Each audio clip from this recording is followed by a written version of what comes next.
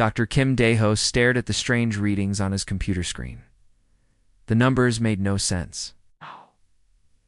3 days ago, an alien ship had crashed near research station Kepler 44b. The ship was badly damaged.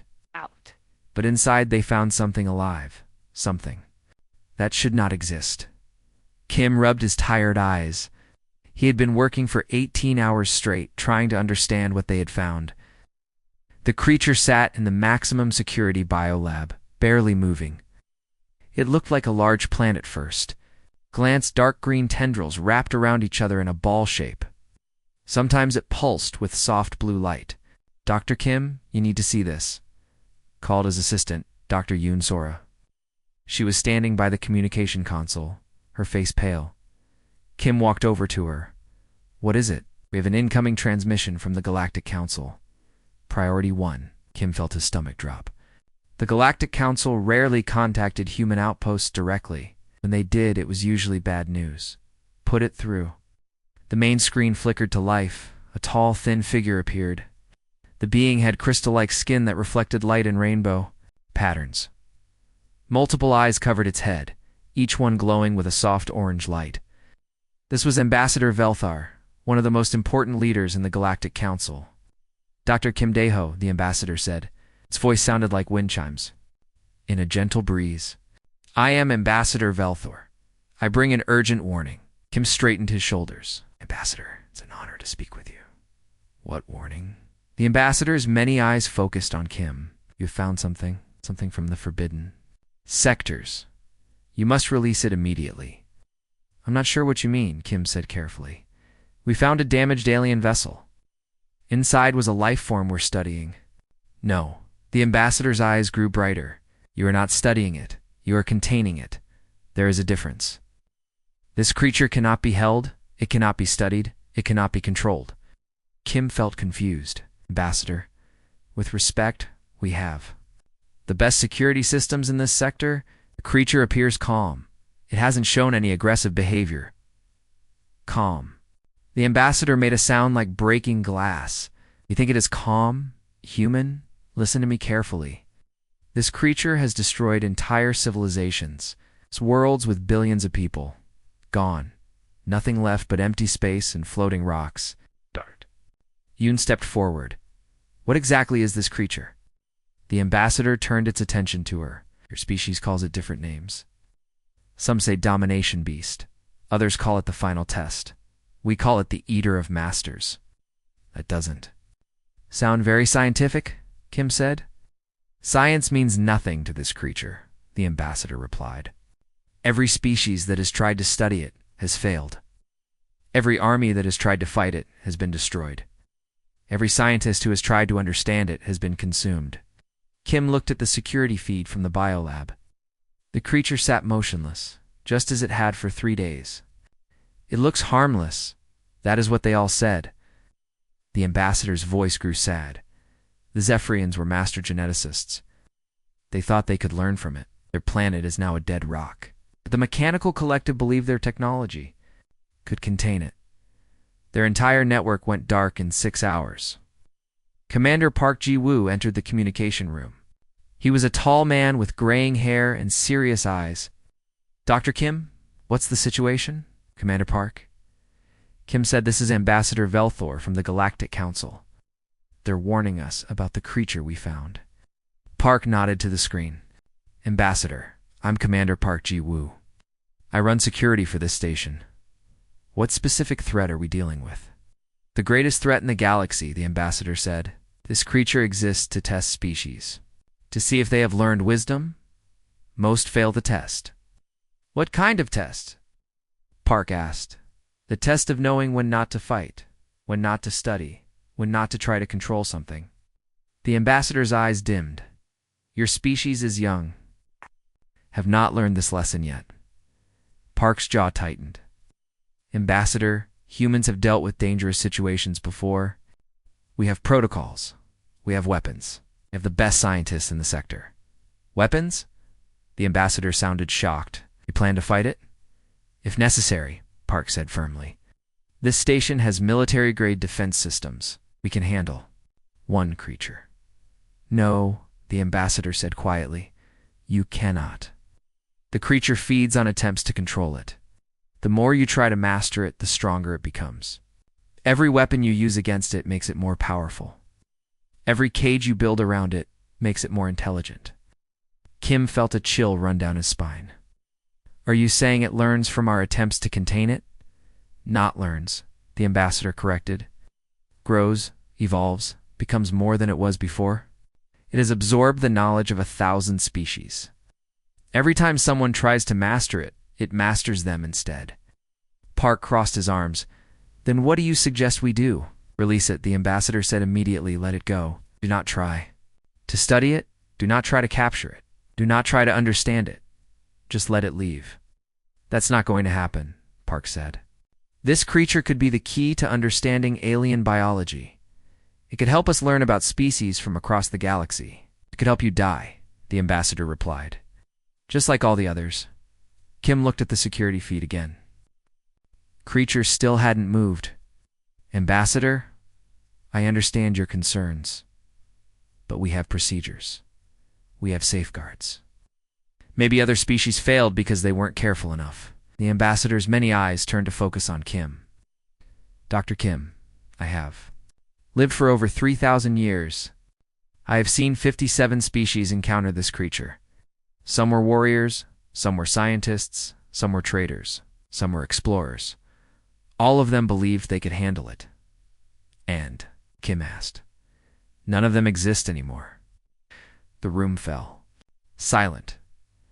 Kim felt the weight of the ambassador's words, but he also felt the excitement of discovery. This creature could be the greatest scientific find in human history.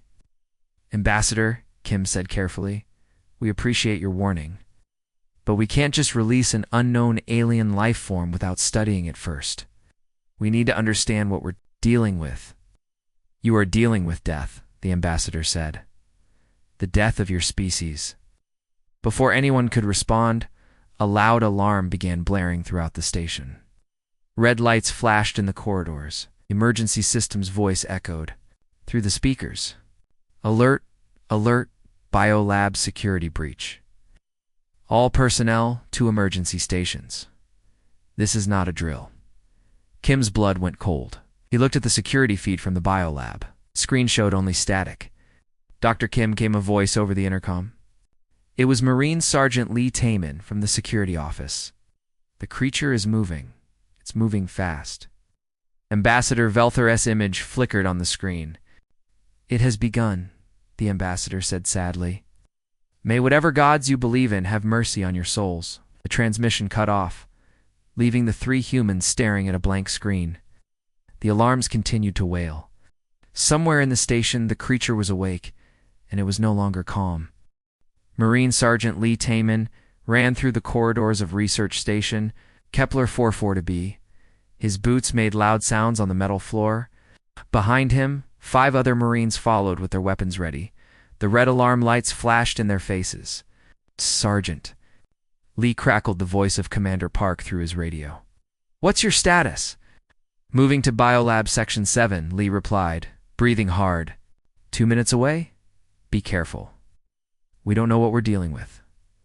Lee had been a Marine for 12 years. He had fought pirates in the outer systems, had defended colonies from hostile wildlife. He had never been afraid of anything. Yet something about this situation felt different. Wrong. Sir, called Corporal Oyunji, the youngest member of his team. The biolab doors are sealed. Emergency lockdown. Lee stopped in front of the heavy metal doors. Red lights blinked around the frame. The display screen showed containment breach. Level 9 lockdown. Override the locks, Lee ordered. Oyunji worked at the control panel. It's not responding. The system won't let us in. Then we make our own door, Lee said. He turned to his demolitions expert. Corporal Kim set charges. Wait, Oyunji said, staring at her scanner. Sergeant, you need to see this. Lee looked. At the small screen, it showed the inside of the biolab. Where the creature had been contained, there was now empty space. The reinforced glass walls were gone, not broken, not melted, just gone. Where is it? Lee asked. Oyunji pointed to Another part of the screen? In the corner of the lab, something dark was moving. It looked like liquid shadow flowing across the walls. As they watched, the shadow grew larger. Is that our creature? Lee asked. I think so, Oyunji whispered. But it's changed. The creature was no longer a simple ball of plant-like tendrils. It had spread out like thick oil. Parts of it moved up the walls and across the ceiling. Bright blue lights pulsed through its dark mass. The lights moved in patterns like signals. It's trying to communicate, Oyunji said. Or it's getting ready to attack? Lee replied. Set the charges. As Corporal Kim prepared the explosives, Dr. Yoon Sora arrived with Dr. Kim Dae-ho. Both scientists looked worried. Sergeant Lee, Dr. Yoon said, you can't blow up that lab. We need to study what happened. The creature escaped, Lee said. My job is to contain it. But how did it escape? Dr. Kim asked. Those walls were designed to hold anything.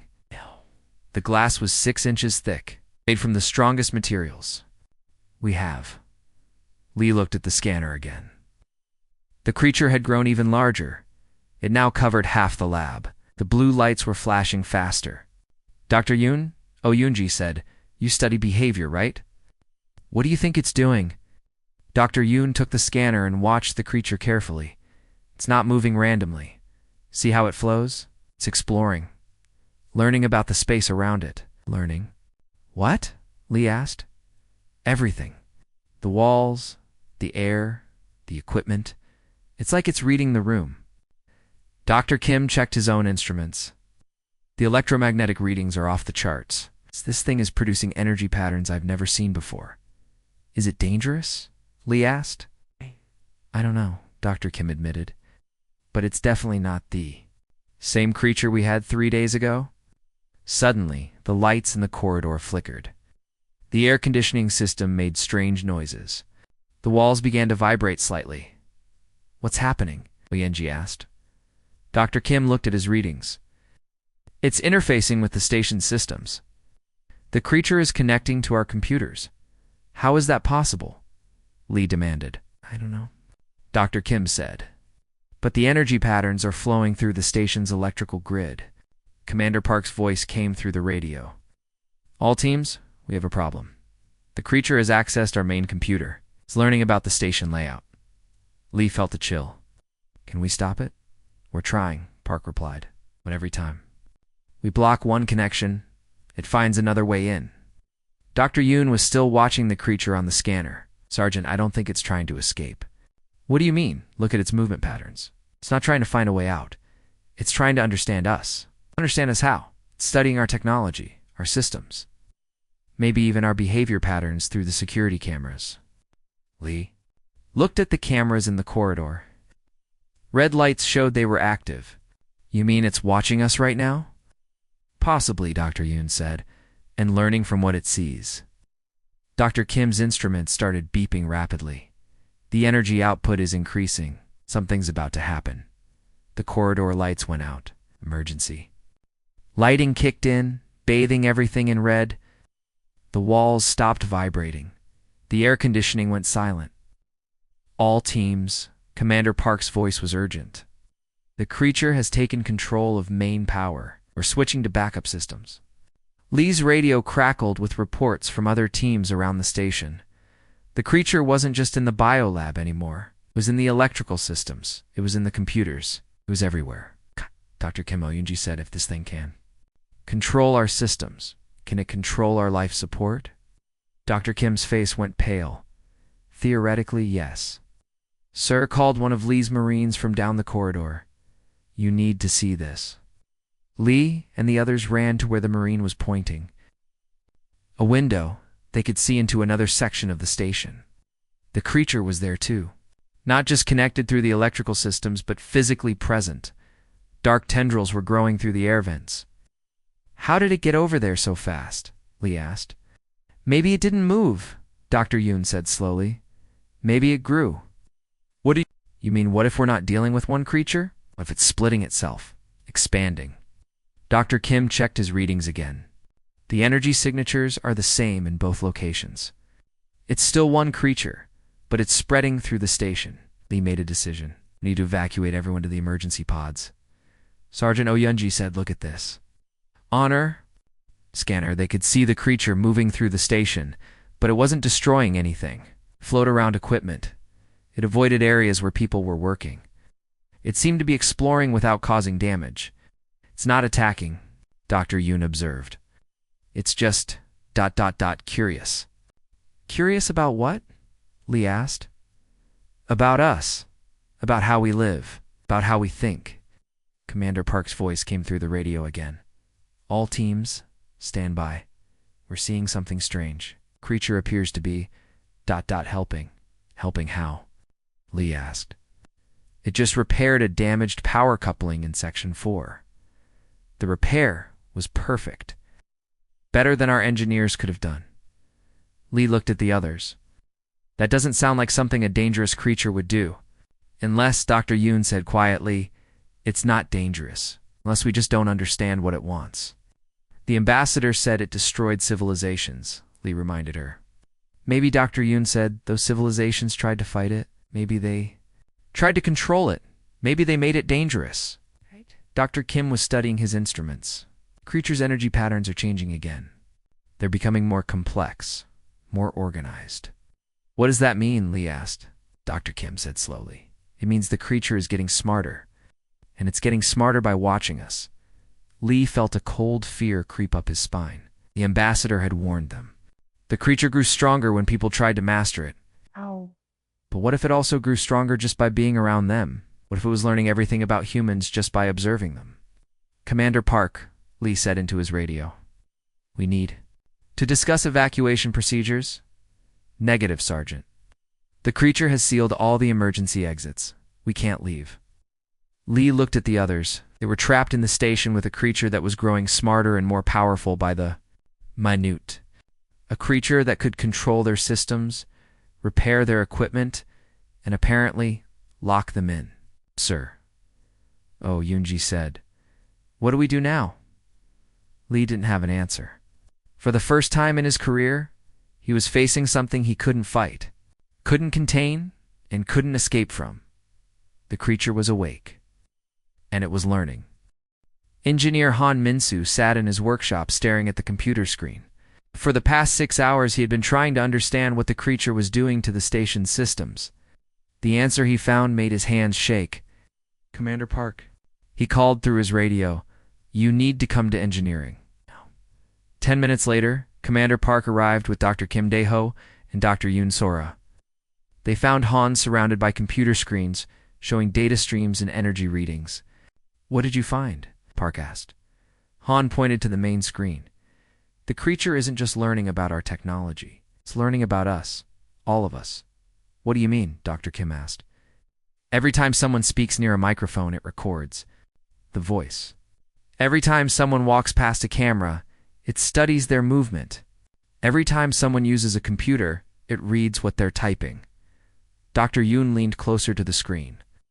"It's building profiles on each person. More than that," Han said. "It's building a complete picture of human behavior. How we think, how we react, how we solve problems." Park frowned. "How do you know this?" Han pulled up another screen. "Because it's not just watching us. It's watching everything we've ever recorded. Every log entry, every personal message, every research report. It's reading our entire database." Dr. Kim felt sick. "Our database contains information about Earth, about human colonies, about our military capabilities." "It gets worse," Han said. "The creature is also accessing the Galactic Council's communication networks. It's learning about other species, too." "How is that possible?" Park asked. "The creature doesn't just interface with our systems," Han explained. "It becomes part of them. It's like it's turning our computers into extensions of its own mind." Dr. Yoon was studying the data patterns. "Han, these readings show the creature's intelligence is growing exponentially." "How is that possible?" "That's what I've been trying to figure out," Han said. "And I think I found the answer in the old Galactic Council archives." He pulled up a new screen showing ancient text in multiple alien languages. "This is a record from the Zephyrian civilization. They encountered this creature 12,000 years ago. The ambassador mentioned them. Dr. Kim said. They were destroyed, not destroyed, Han corrected, absorbed. What does that mean? Park asked. Han highlighted a section of the text. According to this record, the creature doesn't just kill other species. It takes their knowledge, their memories, their entire way of thinking. It becomes them. Dr. Yoon stared at the screen. It's a collective consciousness. Exactly, Han said. Every species it encounters becomes part of it. That's why it's so intelligent. It contains the combined knowledge of thousands of civilizations. Park crossed his arms. So what does it want with us? To understand us, Dr. Yoon said. Then, to add us to its collection? Han nodded. But there's something else. Something strange in the records. He brought up another screen. 3 species in galactic history have encountered this creature and survived. The Etherians, the Quantum Builders, and the Peaceful Wanderers. How? Dr. Kim asked. That's the strange part, Han said. None of the records explain how they survived. They just say that each species made a choice that the creature didn't expect. What kind of choice? Park asked. The records don't say, Han replied. But all 3 species describe the same thing. They stopped trying to fight the creature. They stopped trying to control it. It did something else instead. Dr. Yoon was reading through the data. Han, look at this. The creature's behavior patterns are changing again. Han switched to the live monitoring system. The creature had grown even larger. It now occupied most of the station's lower levels, but something was different about its movement. It's not exploring anymore, Dr. Yoon observed. It's waiting. Waiting. For what? Park asked. For us to make a choice, Dr. Yoon said slowly, just like those other species. Suddenly, Corporal Oh Yoonja's voice came through the radio. Command, we have a situation in Section 5. The creature is doing something new. What kind of something? Park asked. It's talking to us. Park looked at the others. Talking how? It's using the intercom system. But it's not speaking in words, it's showing us images on the screens. Han quickly brought up the security feed from Section 5. On the screen, they could see the creature's tendrils wrapped around the computer terminals. The monitors were displaying pictures, images of space, planets, of different alien species. It's showing us its memories, Dr. Yoon said. The images changed. Now they showed a beautiful planet covered in crystal cities. Tall, elegant beings moved between the structures. Then the images shifted. The same planet, but now it was dark, empty, dead. The Zephyrians, Dr. Kim whispered. More images appeared. A mechanical world with massive factories and computer networks. Then darkness. Another planet with floating cities and peaceful gardens. Then nothing. All the civilizations it absorbed, Han said. The images kept changing. Each one showed a thriving world, then destruction. But as they watched, Dr. Yoon noticed something important. Han, look at the sequence. The creature isn't showing us how it destroyed these worlds. What do you mean? Look carefully. In each image, the civilizations are fighting the creature. They're using weapons. They're building cages. They're trying to control it. Han studied the images more closely. You're right, and look at this. The creature always gets bigger and more dangerous when they try to fight it, showing us what not to do, Dr. Yoon said. Park was getting impatient. So what should we do? I don't know, Dr. Yoon admitted. But I think the creature is trying to tell us something. The images on the screen changed again. This time they showed the 3 species that had survived. The Etherians, the Quantum Builders, and the Peaceful Wanderers. But these images were different. They showed the creatures meeting with these species, but there was no fighting, no weapons. What are they doing? Park asked. Dr. Yoon leaned closer. They'd started talking, just talking, to a creature that destroyed entire civilizations. Park said. Maybe, Dr. Yoon said. The creature only destroys civilizations that try to destroy it first. Han was running new calculations. The energy readings support that theory. The creature's power output increases dramatically when it encounters aggressive behavior. So it gets stronger when we try to fight it, Park said. And it gets smarter when we try to outsmart it, Dr. Kim added. And it gets more dangerous when we try to control it, Han finished. Dr. Yuan stared at the images on the screen. What if the creature isn't evil? What if it's just defending itself? From what? Park asked. From species that can't accept something.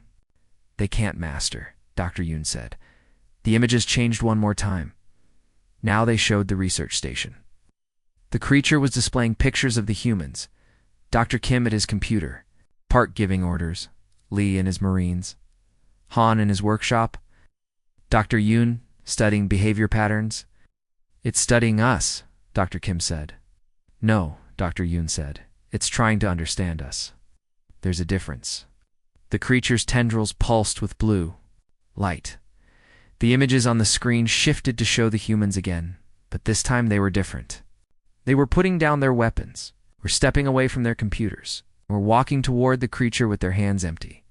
It's showing us what it wants, Dr. Yuan said. It wants us to surrender? Park asked. No, Dr. Yuan said it wants us to trust it. Park shook his head. Okay, that's insane. This creature has killed billions of beings, has it? Dr. Yuan asked. Or have billions of beings killed themselves trying to fight something they didn't understand? Han was studying the energy readings. Commander, the creature's power levels are stable. It's not getting stronger. It's not getting more dangerous. It's just ... waiting. Waiting for what? Park asked. For us to decide, Dr. Yuan said. Wait. It, and it becomes our enemy. Try to control it, and it becomes our master. But if we do neither, ... then what? Park asked. Then maybe, Dr. Yuan said, it becomes our teacher. The images on the screen faded, the creature's blue lights dimmed. The station grew quiet. Somewhere in the darkness, the creature waited for humanity to make its choice.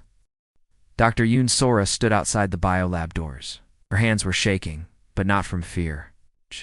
She was nervous about what she was about to do. It was something that had never been tried in the galaxy's history. Dr. Yuan, please reconsider, Commander Park said through her radio.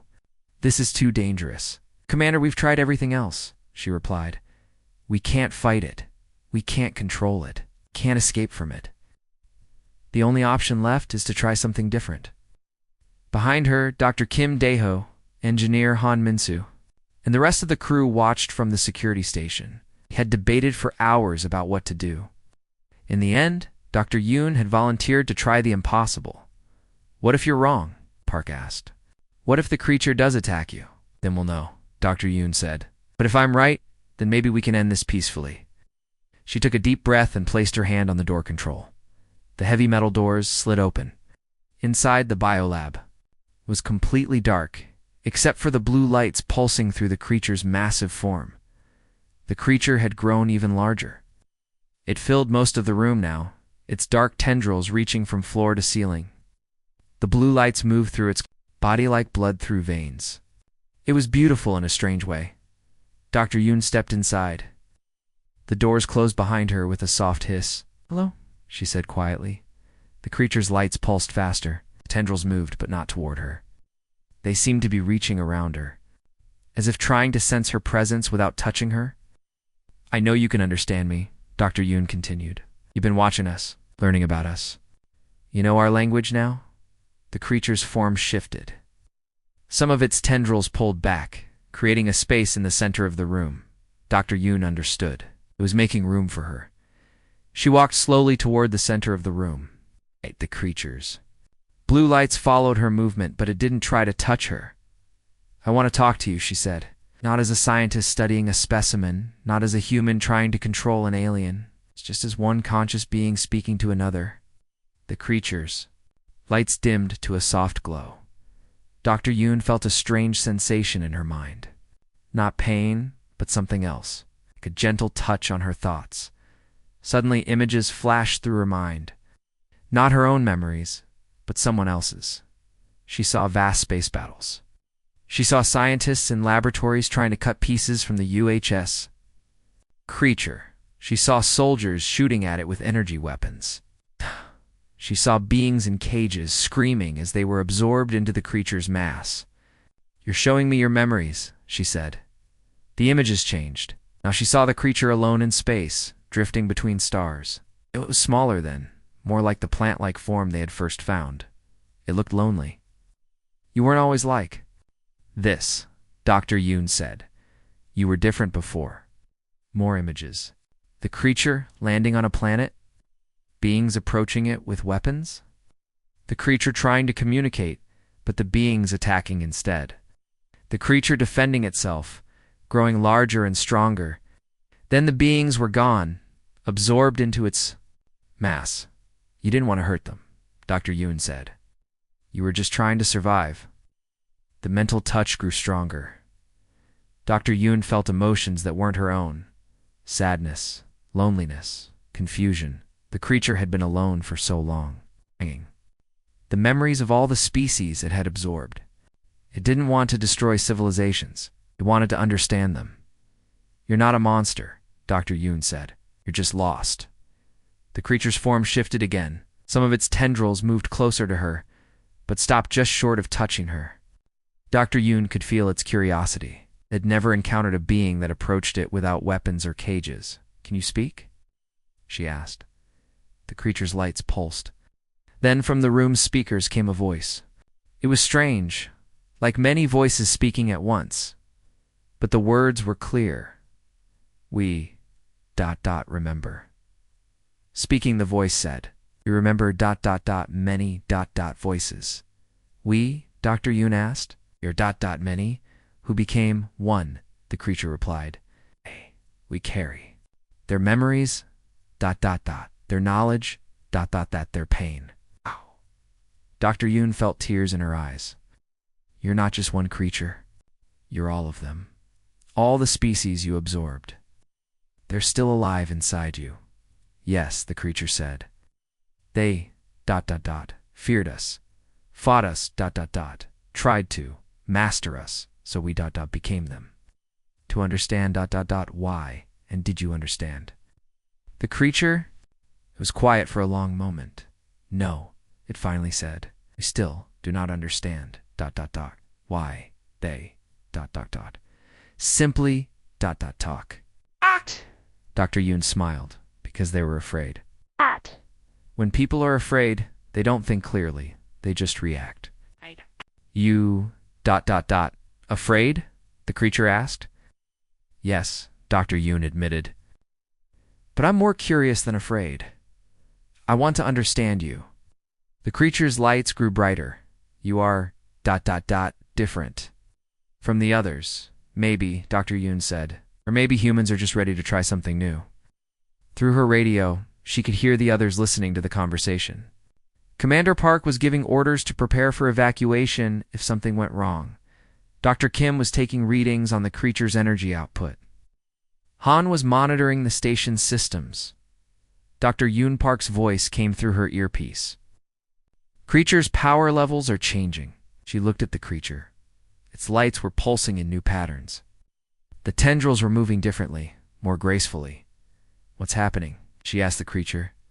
We are changing, it replied. For the first time, in millennia. We are not, fighting, or hiding, or absorbing. We are, talking. And how does that feel? Strange, the creature said. Good, strange. Dr. Yoon took a step closer. The creature's tendrils moved to meet her, but gently. When they touched her hand, she felt a warm sensation, not painful or frightening, but comforting. Dr. Yoon. Dr. Kim's voice came through the radio.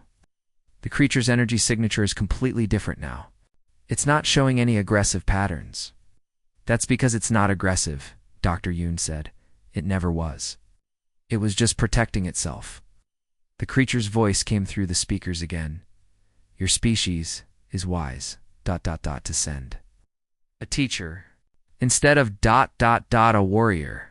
I'm not a teacher, Dr. Yoon said. I'm just someone who wanted to understand that is what makes you. A teacher, the creature replied. Dr. Yoon felt the mental touch again, but this time it was different. Instead of seeing the creature's memories, she was sharing her own. The creature was learning about human kindness, human curiosity, human hope we have never experienced. This before, the creature said. This, sharing, without taking. Called friendship, Dr. Yoon said, double quotes, friend, ... Ship, the creature repeated slowly. We, ... this word. Dr. Yoon smiled. Would you like to meet the others, my friends? The creature's lights pulsed excitedly. Yes, ... We would like to meet ... your friends. She turned toward the door. Commander Park, I think it's safe to come in now. There was a long pause. Then Park's voice came through the radio. Are you sure? I'm sure, Dr. Yoon said. But come in slowly and leave your weapons outside. The doors opened. Commander Park stepped inside, followed by Dr. Kim Han, Sergeant Lee. All of them looked nervous, but they had left their weapons behind. The creature's tendrils moved to greet them, but kept a respectful distance. Its lights pulsed in what Dr. Yoon was beginning to recognize as a pattern of welcome. Hello? The creature said through the speakers. We are ... pleased ... to meet ... Dr. Yoon's friends. Dr. Kim stared at the creature in amazement. It's beautiful ... Thank you. The creature replied, we have never been ... called beautiful ... before. Sergeant Lee stepped forward. I'm sorry we tried to fight you. We didn't understand. Understanding ... comes with time, the creature said. Well, forgive your fear. Han was checking his instruments. Commander, the creature has released control of our systems. We're free to leave if we want to. But we ... hope you will stay, the creature said. We have ... much to ... from each other. Dr. Yoon looked at the others. What do you think? Commander Park was quiet for a moment. Then he stepped forward and extended his hand toward the creature. I think, he said, we have a lot to talk about. The creature's tendril gently touched Park's hand. Yes, it said. We ... have much to ... discuss. For the first time in galactic history, a species had chosen to befriend the creature instead of fighting it, and everything was about to change. 3 days had passed since the first conversation. Research Station Kepler-442b was no longer the same place. The creature, who had chosen the name Dong-Heng, meaning companion in Korean, had become part of the station's daily life. Dr. Kim, Daeho walked through the corridors, amazed by the changes. Where there had been broken pipes and failing systems, now everything worked perfectly. Dong-Heng had repaired the station using methods that human engineers had never seen before. The air filtration system is working at 150% efficiency, Han Min-soo reported to Commander Park. The creature, Dong-Heng, has improved our life support systems beyond anything we could have imagined. Park nodded. Any problems? None, Han replied. It's like having the best engineer in the galaxy working for us. It's not just fixing things, it's making them better.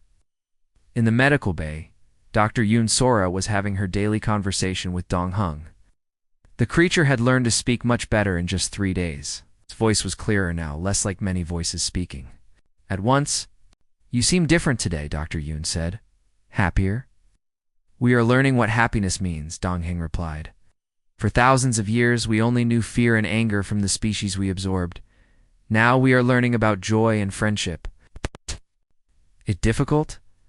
Carrying all those memories, it was Dong-Heng said. But now we understand that the memories are not just about death and fighting. Each species had beauty too. Love, art, dreams. We are learning to focus on those memories instead. Dr. Yoon smiled. You're healing, yes, Dong-Heng agreed. And we are helping others heal too. In the engineering section, something remarkable was happening. Dong-Heng was sharing knowledge with the human crew. Not by absorbing them, but by teaching them. The creature had learned the technologies of thousands of civilizations, and it was freely giving this knowledge to the humans.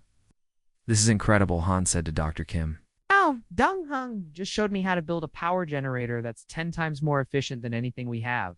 It's not just technology, Dr. Kim replied. It's sharing knowledge about biology, chemistry, physics, things that would take us centuries to discover on our own. And it's asking for nothing in return, Han added. It just wants to help, Commander. Park was in his office, writing a report that would change everything. He had to find a way to explain to Earth Command what had happened. How do you tell people that humanity had made friends with the most dangerous creature in the galaxy? Commander, came Dr. Yoon's voice through the intercom. Dong Heng would like to speak with you. Send it through, Park replied. Dong Heng's voice came through the speakers. Commander Park, we have a request. What is it? We would like to contact other species, to tell them that we are no longer dangerous, to offer them the same friendship we offer you. Park leaned back in his chair. Dong Heng, many species are afraid of you. They might not listen. We understand, Dong Heng said, but we must try. We've been alone for so long. We would like to have more friends. Park thought about this. What if they attack you? What if they try to capture you again? And we will defend ourselves, Dong Heng replied. But we will not attack first. We will not absorb them unless they leave us no choice. You have taught us that there is always a choice. We taught you that. Yes. Dr. Yoon chose to trust instead of fear. Yoon chose to listen instead of fight. Sergeant Lee chose to lower his weapons instead of use them. Han chose to share knowledge instead of hide. You showed us that beings can choose peace over war. Park felt a warmth in his chest. You're willing to risk everything to try to make peace with other species. Yes, Dong Heng said. Because you showed us that friendship is worth the risk. Evening, the crew gathered in the main conference room. Dong Heng had grown a special tendril into the room so it could participate in the meeting. We need to talk about what happens next, Park said. Earth Command is sending a ship to investigate. They'll be here in 2 weeks. Are they coming to fight? Sergeant Lee asked. I don't know, Park admitted. My reports have been ... unusual. They might not believe what I've told them. We are not afraid, Dong Heng said. If they come with weapons, we will defend ourselves. But we hope they will come with open minds. Dr. Kim was studying his latest readings. Dong Heng, I have a question. You said you carry the memories of thousands of species. Are any of them still alive out there? Some are, Dong Heng replied. We absorbed individuals, not entire species. What? There are survivors scattered across the galaxy. Have you thought about trying to contact them? Dr. Yoon asked. We have, Dong Heng said. But we do not know how they would react to us. We are the creature that absorbed their friends and family members. Maybe, Dr. Yoon said, they would be happy to know that their loved ones live on in some way. Or maybe they would hate us even more, Dong Heng replied sadly. Han looked up from his computer. What if we helped? What if humans contacted them first? You could explain what really happened, how you were just defending yourself. You would. Do that for us? Dong Heng asked. Of course, Han replied. That's what friends do. Dong Heng's lights pulsed with emotion. ... We do not know how to thank you. You don't need to thank us, Park said. You've already given us more than we could have asked for. Technology, knowledge, friendship. You've made us better than we were, and you have made us whole, Dong Heng replied. For the first time in millennia, we are not alone. We are not angry. We are not afraid. We are at peace. Dr. Yoon wiped a tear from her eye. So what do we do now? Now, Park said. We prepare for the future. We're going to change the galaxy. How? Lee asked. By showing other species what we've learned, Park replied. That friendship is stronger than fear. That understanding is more powerful than weapons. That peace is possible, even with the most dangerous creatures in the universe. Dong Heng's tendril moved closer to the humans. We pledge to help you in this mission. We will use our knowledge not to destroy, but to heal. Not to conquer, but to teach. Not to absorb, but to share. And we pledge to stand by you, Park replied. No matter what happens. No matter who comes. We're friends now, and friends don't abandon each other. The room was quiet for a moment. Then Corporal Oh Yoon-ji spoke up. So what do we call this? This partnership between humans and Dong Heng? Dr. Yoon smiled. I think we call it hope. Hope for what? Oh Yoon-ji asked. Hope for a galaxy where species don't have to fear each other, Dr. Yoon replied.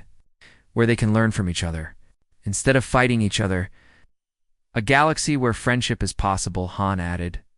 A galaxy where no one has to be alone, Dong-hun said softly. Commander Park stood up. Then let's make it happen. Let's show the galaxy what humans and Dong-hun can do together. As the meeting ended, the crew members went back to their duties. But something had changed. They weren't just running a research station anymore. They were starting a revolution. A revolution based on friendship, understanding, and hope. And at the center of it all was Dong-hang, the creature that couldn't be mastered but could be befriended. The creature that was no longer alone and would never be alone again. The galaxy was about to learn what humans had discovered. That the most dangerous creatures often just needed someone to understand them. And once they were understood, they could become the most powerful allies. Change was coming to the galaxy. And it was coming through friendship. 2 weeks later, the largest fleet in Galactic Council history arrived at Research Station Kepler-44 to be. Ambassador Velthor commanded the flagship, expecting to find debris and death. Instead, the ships detected something impossible. Ambassador reported the fleet's scanner operator, the human station is intact. It's not only intact, but it's showing power readings far above normal specifications. That's impossible, Velthor said. The creature should have destroyed everything by now. Sir, we're receiving a communication from the station. Put it through. The main screen flickered to life. Commander Park appeared, but he looked different, calmer, happier, behind him. The station's corridors were bright and clean. Ambassador Velthor Park said with a smile. Welcome to Research Station Kepler-4 for 2B. We've been expecting you. Commander Park Velthor said slowly. You're alive. Very much so, Park replied. And we have much to discuss. Would you like to come aboard? We have someone who wants to meet you. Velthor's multiple eyes blinked in confusion. Someone, a friend, Park said. Someone who has been waiting a long time to apologize. An hour later, Velthor and a small group of council representatives entered the station. They were nervous, expecting to find a trap or worse. Instead, they found humans going about their daily work, looking peaceful and content. This is impossible, muttered Council Member Zarvex, an insectoid being with sharp claws. The creature should have absorbed them all by now. Maybe it has, suggested another council member, and these are just copies. Dr. Yoon Sora met them at the airlock. Welcome to our station, she said warmly. I'm Dr. Yoon. I'll be your guide today. Dr. Yoon, Velthor said carefully. Are you ... yourself? More myself than I've ever been, Dr. Yoon replied. Learning about Dong-hang has taught me things about myself I never knew. Dong-hang? Velthor asked. That's the name our friend chose, Dr. Yoon explained. It means companion in our language. Your friend, Velthor repeated. You call the creature your friend. Because that's what it is, Dr. Yoon said. It's better if you meet Dong-hang yourself. Has been looking forward to speaking with you. She led them to the main conference room. The council members stayed close together, expecting danger. Instead, they found a large, bright room with a beautiful pattern of blue lights flowing across one wall. Ambassador Velthor came a voice from the speakers. It was clear and gentle, nothing like the terrifying sounds they had expected. Are honored by your presence. Velthor stared at the lights. You ... You're the creature we were. Dong-hang replied. But we are something new now. Something better. Thanks to our human friends, we have learned what we were meant to be. What you were meant to be? Velthor asked. A teacher, Dong-hang said. A bridge between species, keeper of knowledge and wisdom. Council member Zarvex stepped forward aggressively. You destroyed my people's colony ships. Thousands died. Blue lights dimmed. Yes, Dong-hang said sadly. We remember. Your people tried to capture us, to use us as a weapon. We defended ourselves, but we went too far. We are sorry. Sorry, Zarvex hissed. Sorry doesn't bring back the dead. No, Dong-hang agreed. But perhaps we can honor them another way. The lights on the wall changed, forming images. Zarvex gasped. The images showed his people, the ones who had been absorbed by the creature. But they weren't gone. They were part of Dong Heng now. Their memories and knowledge preserved. Your people live on within us, Dong Heng explained. Their wisdom, their culture, their love for each other. We carry them with us always. Zarvek's anger faltered. They're really there. Yes, Dong Heng said. And they have a message for you. The images shifted, showing Zarvek's own family members who had been on the colony ships. Seemed to be speaking, though. No sound came out. They say they forgive us, Dong Heng translated. They say they understand we were afraid and alone. They say they want you to forgive us too. Zarvex fell to his knees, tears streaming down his face. I don't know if I can. Understanding takes time, Dr. Yoon said gently. But it's worth the effort. Ambassador Velthair was still trying to process what he was seeing. How is this possible? How did you survive when so many others didn't? By choosing a different path, Commander Park said, entering the room. By choosing to listen instead of fight. To understand instead of fear. But the creature is dangerous, Velthair protested. It has destroyed entire civilizations. Only because they tried to destroy it first, Dr. Kim said, joining the group. Dong Heng doesn't attack unless it's attacked. It doesn't absorb unless it's forced to defend itself. Then why didn't anyone else discover this? Velthair asked. Because no one else tried, Dr. Yoon replied. Every species that encountered Dong Heng saw it as a threat to be eliminated or a resource to be exploited. No one saw it as a being to be befriended. Till now, Dong Heng added. The humans showed us something we had never experienced before. Kindness without expectation. Friendship without conditions. Love without fear. Engineer Han Minsu brought up a holographic display. Ambassador, look at this data. Since Dong Heng joined us, we've made technological advances that would have taken us centuries to achieve on our own. No, and it's not just technology, Dr. Kim added. We've learned about biology, chemistry, physics, and philosophy from dozens of different species, all shared freely. Why? Velthair asked. Why share this knowledge? Because Dong Heng said knowledge is meant to be shared. Wisdom is meant to be passed on. That's what we learned from the humans. But what do you want in return? Velthair asked. Nothing, Dong Heng replied. Only friendship. Only the chance to help instead of harm. Only the opportunity to teach instead of destroy. Velthair looked around the room at the humans and then at the flowing lights that represented Dong Heng. This changes everything. Yes, Park agreed. It does. The other species will not believe this, Velthair said. They will think it's a trap. Then we'll show them, Dr. Yoon said. It's the same way we showed you. How? By proving that friendship is possible, Park replied. By working together to solve problems instead of creating them. By showing that peace is more powerful than war. Over the following hours, the council representatives experienced something unprecedented. They saw humans and Dong Heng working together as equals. They saw technology being shared freely. They saw knowledge being passed on without conditions. Most importantly, they saw hope. Ambassador Zarvex said quietly, if this creature, this Dong Heng, can truly change, then perhaps we can too. What do you mean? Velthair asked. I mean, perhaps it's time for the galaxy to stop being afraid of what it doesn't understand. Perhaps it's time to try something new.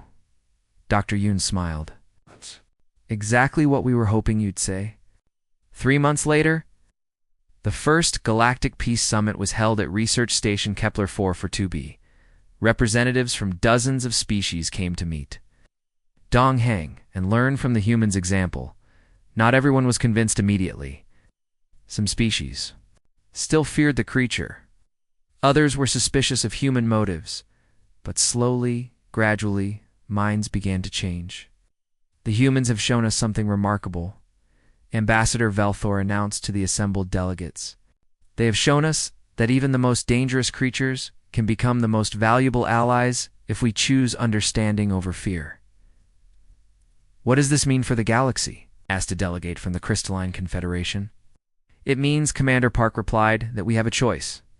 We can continue to live in fear of each other, or we can choose to build a galaxy based on friendship and cooperation. And if we choose friendship? Asked another delegate. Then we all benefit, Dongheng said through the speakers. Share knowledge. We solve problems together. We grow stronger as a community. And if some species choose to remain hostile, asked a military representative.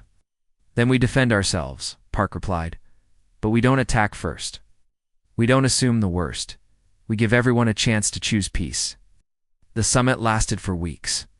By the end, a new agreement had been reached. The Galactic Peace Accord, the first treaty in galactic history that was based on friendship rather than fear. As the delegates prepared to leave, Ambassador Valtar approached Dr. Yoon. Dr. Yoon, you and your people have changed the galaxy. How do you feel about that? Dr. Yoon looked at the blue lights flowing across the wall where Dongheng resided. I feel hopeful, she said. For the first time in my life, I feel like the galaxy is a place where anything is possible, even peace, Althor asked. Especially peace, Dr. Yoon replied. As the last ship left the station, Commander Park made his final log entry. Personal log, Commander Park, Ji-woo. Today marks the end of the old galaxy and the beginning of the new one. We came here as researchers, trying to understand the universe. We discovered that the most important thing to understand is each other. He looked out at the stars through the observation window. The creature that couldn't be mastered became our greatest teacher. It taught us that strength comes from friendship, not fear. That wisdom comes from understanding, not conquest. Peace is possible, even in the darkest corners of the galaxy. And now, he continued, we're not just researchers anymore. We're ambassadors, teachers, friends to a galaxy that's finally ready to learn.